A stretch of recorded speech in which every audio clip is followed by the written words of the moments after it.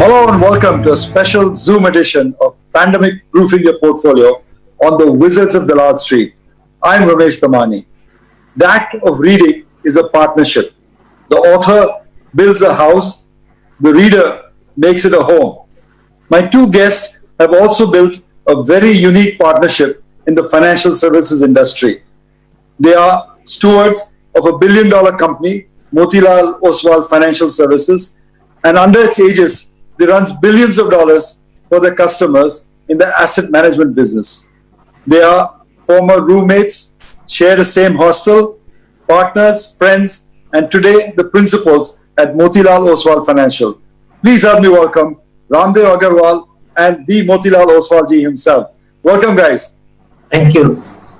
So nice to have you. Moti, let me start with you. You have a fabulous database, 25 lakh customers in your database, a unique insight into what people are thinking financially because of that database. What have they been doing in the last 2 months or so? Yeah, Ramesh, the life is very different pre-COVID and post-COVID. We have actually moved from phygital model to a complete digital model. When I talk about phygital means you had physical interface and a lot of things were being done by people physically, and of course digital also was there. The life is completely digital, and Zoom is we all Zoom the whole day. We are just hooked onto the Zoom with customers, with our associates, employees, with distributors. And I think the challenging part is, or I would say the exciting part is, the markets also have become very, very volatile. So your risk management practices, your urgency in terms of talking to the customers on real-time basis, so maybe working hours is extended from 9-10 hours to 16-17 hours for many of us. I think it's really a very different world, and especially when we didn't get the time to also prepare for the lockdown. We had just a couple of days, and to move 6,500 employees from offices to work from home with minimum distance, actually there is no disturbance. Only 50 people coming to the office out of 6,500, they are managing the technology and the global transactions. So rest all is digital, and I would say that we have gone through fantastic learning curve. It is. I agree with that, Motilalji, but my question to you is, what have your clients been doing? Have they been buying, selling, panicking? How have they been behaving in the last 2 months?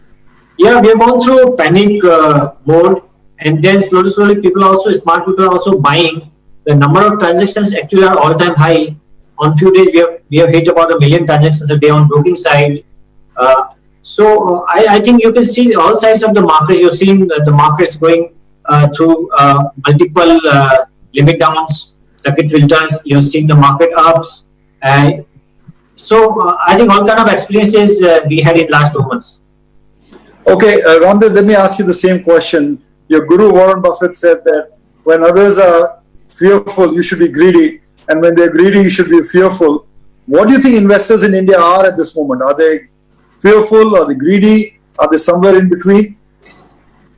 They're not fearful for sure, because whatever data is there, I don't see the panic exists in the marketplace. And more and more I talk to the people, the question being asked is this the time to buy, what to buy, how much to buy? Bulk of the questions are like that. Of course, some people they do ask, if I am not convinced that market is bottomed out, in that case, is it advisable that they sell now and wait for even lower low and then buy back? So those kind of things come, but more often I am reading that what to buy and how much to put. So there is no panic. I don't see the panic which is fearful. What Buffett was saying, that our telephone is not ringing. So I think that panic is not there, whereby people have been completely staggered and they are so scared. And I think there's something to do with the act of God. I mean, they're not blaming anybody. It's just a done thing, and hence everybody is just shell shocked, frozen, and they're taking it whatever is coming by.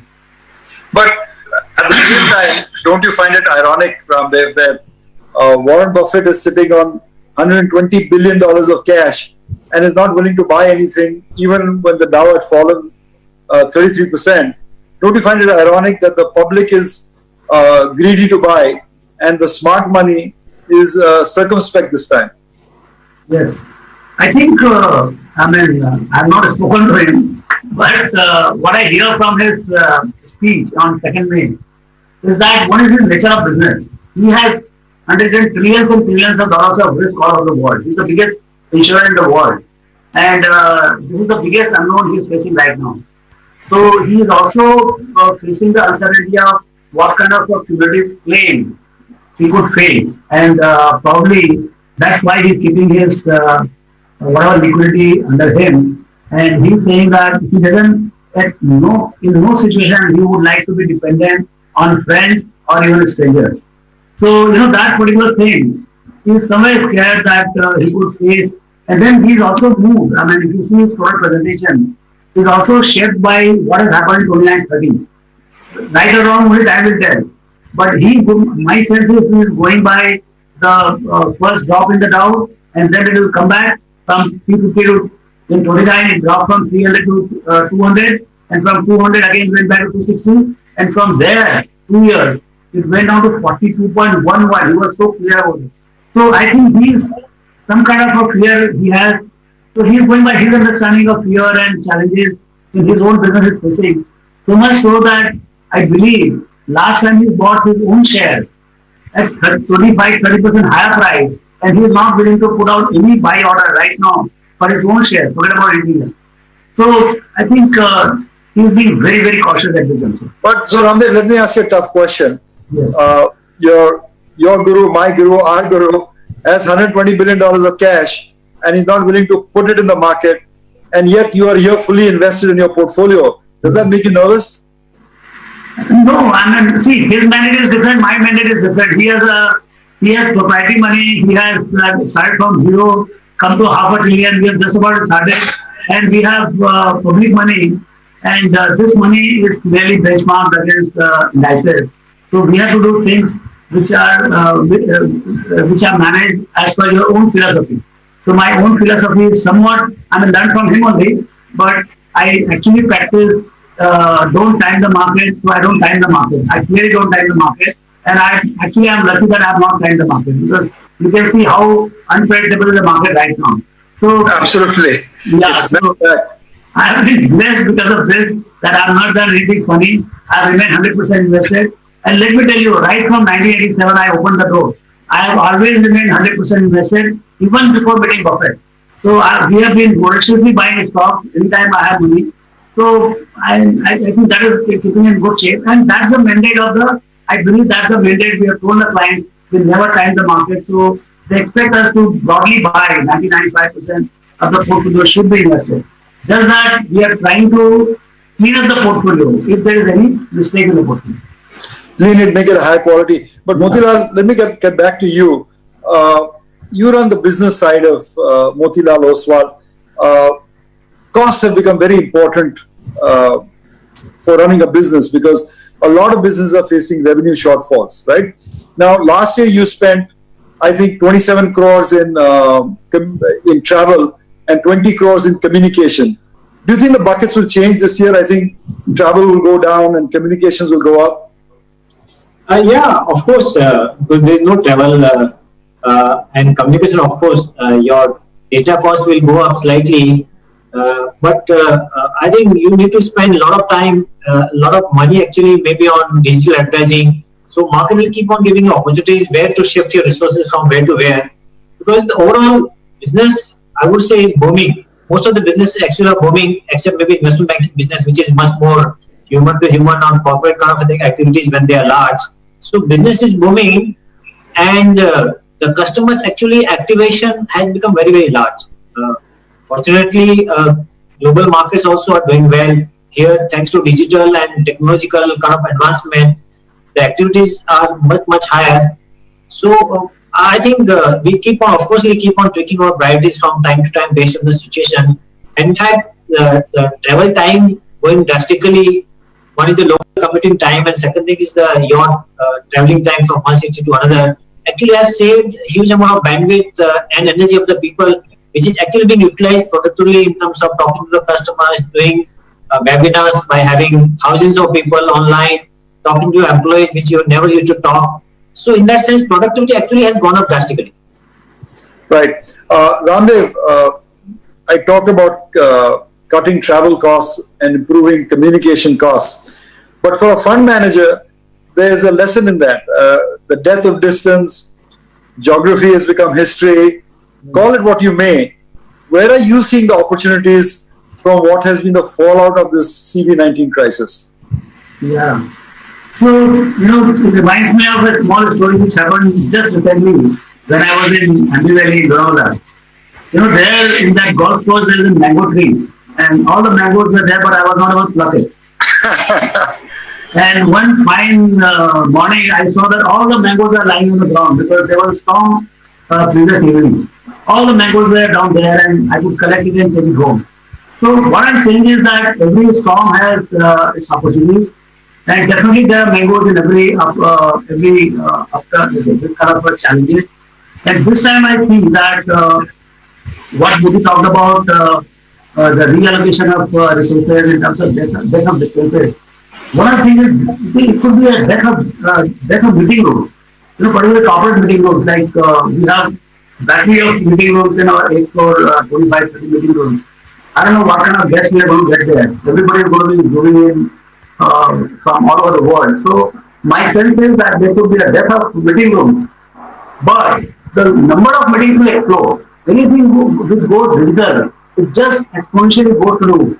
Look at the photography. I mean, earlier when it was physical, how many photographs we used to take? And today, I think everybody takes millions of photographs. So I think meeting and the intensity of the meeting and productivity of the meeting will go up big time. I mean, today when you say 1 hour Zoom meeting, I think you actually do 55, 57 minutes of effective talking. But when it comes to physical meetings, you come in, you settle down, you offer tea, gossiping. I think the productivity is much, much lower and travel time also. So I think one of the things is that there could be a massive corporate productivity gain of the very high-end people. Those who are flying out from one place to another just to do a meeting. It is a second meeting, third meeting. I think that's where productivity gains will happen. And of course, that will require a massive bandwidth revolution. And we have just seen the beginning of it. Schools are happening on the bandwidth from home, and now meetings are happening from home or any desk. So I don't know what all will happen from that desk, but it will require a lot of digital infrastructure, much better digital infrastructure, and much more bandwidth. So, Raamdeo, would you say that investors should be long telecom and short commercial real estate, short hotels maybe? I don't know about short part of it. I'm not good at understanding that aspect of it because, but I think the long telecom looks to be forward consistent. I mean, it's a very, right now, because consolidation has happened, we are just seeing barely 2 players, third player is struggling, and bandwidth revolution has come. And so I think in any case, pricing had to go up, but now we've got the volume also. So, combination of volume explosion and I hope the price also comes in at some point of time. I think 2, 3 years, 4 years looks to be one industry at least out of this COVID will come out quite flying. And Raamdeo, given the fact that we only have 2.1 players left in the telecom market, they will now have pricing power, hence greater ARPUs, hence more profitability. Would that be a fair assumption to make? That's how we're thinking. I mean, but no, good thing is that there's no clear roadmap, and hence this uncertainty gives you time to buy. See, the moment things are absolutely laid out, 150, 200, 250, 300, like that, then analysts are very smart in creating the cash flow and what is the present value and everything. But that is not there right now. You know only that directionally you are positive, but how much positive and when will it happen? That is still uncertain. So, buy on rumors, there is a rumor that bandwidth prices are going to go up, volumes are going to go up. Whenever it happens, whenever 300 rupees reaches, whether it is 3 years or 4 years, I think you'll have your, But just for the record, an increase in ARPU, if it does happen, is hugely profitable because the marginal cost of telecom calls don't increase. So that would be hugely profitable to the existing players. Yeah. Yeah, so that's how, what happens is, when you have two players working, actually whole lot of cost, which is the spectrum cost and all, the bargaining power of the government goes down. When there are 70 players vying for the limited number of spectrum, you can jack up the prices. So one of the major costs is the cost of spectrum. That can go down. Second is the customers don't have much choice. So the churn of the customers moving from one to other has to hold on to it. The marketing spend, sales and marketing spend goes down. And generally it's a peaceful life for the telecom guys. So I think in all that aspect it looks good. But I spoke to few of them. They don't seem to be celebrating yet. Okay. They're too burnt and the nice fat oligopoly that's developing, they're probably not sensing that. But let me come to you, Moti. Raamdeo was talking about digitization, was talking about, you talked earlier about moving to a completely digital platform. One of the downsides of that for you is that your competitors in the low-cost brokerage business are already offering it at zero cost. So how do you position Motilal Oswal if broking becomes a commoditized business? How are you planning to move up the value chain? See, execution can become commoditized, and in fact it has become commoditized because there is very less value the execution guys are adding in the process. But I think the value is in the advice and the quality of advice. Everybody can claim that we have the advice, but I think the quality of research, the quality of manpower, well-trained people, your own brand positioning, the product innovation, what you bring to the table. So I think in that sense, the broking market will have basically two components. One is the do-it-yourself guys who can go to the lowest cost guys, digital guys, and they can execute. But we see there's a tremendous amount of huge number of customers actually who want advice. Because when the markets globally, they are becoming much more complicated, they are becoming much more volatile. A huge number of new companies and new products are coming in. So end of the day, people want to talk to people. And we as human beings, actually we want to connect to people, we want to talk to people. We may execute online, but still we want to talk to people and say, boss, bazaar kya lagta hai? Kya trade is? Still, that flavor still is there in the people's mind. So they want to talk and connect to people. And still, we as a firm actually has provided both the platform. You got the best of the relationship managers and you got the best of the technologies. Yeah, but Raamdeo, to carry on to Moti's point, retail investors might want to still ask what Raamdeo feels and get the touch and feel of a relationship manager. But institutional investors increasingly and globally are moving towards passive investing. Invest in large cap, NASDAQ, tech stocks, ETF, done and over with. How do you fight that? I mean, is that a trend that you will have to take cognizance of? Yes. I think this reminds me of 94 when the NSE came. What was BSE? What was the height of BSE? And suddenly NSE opens the door without a building of their own, and BSE has its own tower. So, but then we were very clear that whichever way the wind moves, we should be there as a broker. So we were the first in the queue to take the NSE membership. Like that, if the investing moves significantly from active to passive, we are the first guys to get into ETF. So we have ETF initiative, and we have launched 11 or 12 of the ETFs already in the marketplace. And some of the Indian ones, all the major indices of India, and two of the global major indices, American indices, S&P 500 and NASDAQ, is already launched. So clearly we have hedged our base on active and passive. But I think there is enough. I think finally there will be a good balance between active and passive. And as far as retail side is concerned, I am very clear people come here to make money. And our motto, the logo of the company, right from 87, is to we want to help people make money in the stock market. If by just doing everything in a trade or trading, if somebody could make money, then of course we don't need all this tamasha. I mean, despite all the advice, it is difficult to make money. But without advice, I don't know where people will go. So I think there is a role for the active investment, active managers. Otherwise, clients will become very, very inefficient. We think that will be actively pursuing this particular path of broking as well as investment management, and we'll take as environment opens up, whether it becomes 50-50 or 70-30 or 30-70-50. Ramdev, I don't know about 30-70, 70-30, but I know 100% of your heart is in picking stocks. That's what you love. That's what you like to do. You're not going to be no fan or no votary of passive investing, but we'll leave that discussion. Moti, let me come back to you. You and I grew up in the same era. We were, teenagers in the 70s and 80s, and we're now coming back to what was popular in the 70s or 80s: Swadeshi, self-reliance, Atman. Those are, words that, basically condemned us to a rate of growth of 2% or 3%, inferior products. Do you worry that the clock or the pendulum has swung too far the other way again, and that instead of globalization, we're deglobalizing, we are nationalizing, and that means poorer growth and poorer wealth for our nation? Yes, to some extent, Ramesh, you are right.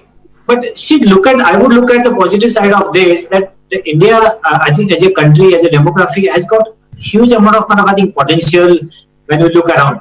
Your domestic population, your English language, your huge number of skill power, the technological I would say, edge, the engineering mindset. So as a country, I would say, yes, globally, you may say that you want to go within the country, but I think there will be limitations. End of the day, world has become already global, and we need to learn from each other. The digital stuff has brought all of us much closer. So there will be very little which at political levels, I think door can be closed. Physically boundaries can be closed, but I think digitally you are all now justly closer to each other. The way we are talking, we can talk to Mr. Trump or we can talk to Mr. Modi like that. Yeah, but yesterday in the news, I don't know if you watched it, the police came to announce that they were not going to keep chocolates, kajal sticks because they were foreign made. To me, that gives me nightmares that we go back to a country with the ambassador car and, broken down television sets. But that's happening in US also. You look at I think they're the most I would say developed world. What has happened? The racism is happening there. Or the last couple of days you've seen in US also people coming on board and all. So I think the problem is, I would say, the lockdown problem, where people are actually getting suffocated sitting at home or relaxing at home. So I think people need to move out. They need to connect with people. So maybe some kind of pent up anger has come out. But I think that also will pass through. I'm not really concerned about that. Okay, if Modi says that people will need to connect, but you can connect globally through the way we are connecting. Raamdev, just wind up this discussion. Are we making a case for telecom, for technology, for pharmaceuticals? How do you pandemic-proof your portfolio? As a fund manager, how would you do that? These are really interesting times, and markets are giving you a lot of opportunities, because when I see the results, a lot of companies there, market was expecting very good results because the sector is in favor, and actually the company declares a very bad result. So then suddenly the stock falls by 20%. Then market is expecting very bad sectoral result, but the company comes out with a huge result. Then you have a 20% and 10% a peak overnight. I think this is the time when market is completely confused. In the sense that in a lot of companies, so you have to become very company specific. Your research has to be very micro, and go to the company, understand their story, because there are a lot of opportunities within this challenges. I would have not believed, somebody had told me 3 months back or 2 months back, there is going to be a complete lockdown. I would have thought that Motilal Oswal itself, what will happen to Motilal Oswal, But as Moti said, we hit the all-time high trades. So this is that mango side. They have benefited. There are a lot of companies and the industry, they have benefited out of this thing, and huge consolidation will happen. The bad guys who are struggling, they will be completely removed from the system, and the businesses, the guys who survive, and the big guys who are surviving, who are passionate to win the market share, they have become big. And some of the businesses, like we talked about telecom, I think the technology, first time I realized how much the whole world is running on technology. Whether it is Zoom, whether it is a simple telecom, whether it is a networking technology, you can imagine, we are crossing 1 million trade, T+1 settlement. T+1 settlement and very strict margining. No going away. Absolutely. So, you have a clear balance, then only the trade can be crossed. And I understand, Raamdeo. You're saying just like any other crisis, there are going to be winners and there are going to be losers. And it's active investors like yourself who will find the winners and separate the wheat from the chaff. Thank you so much, both of you, for joining us. Robert Frost, the great poet, used to say, good fences make good neighbors. But what I've understood by watching both of you is that good partners make good business people. Thank you for joining us on the Wizards of Dalal Street. It's a pleasure. Thank you, guys.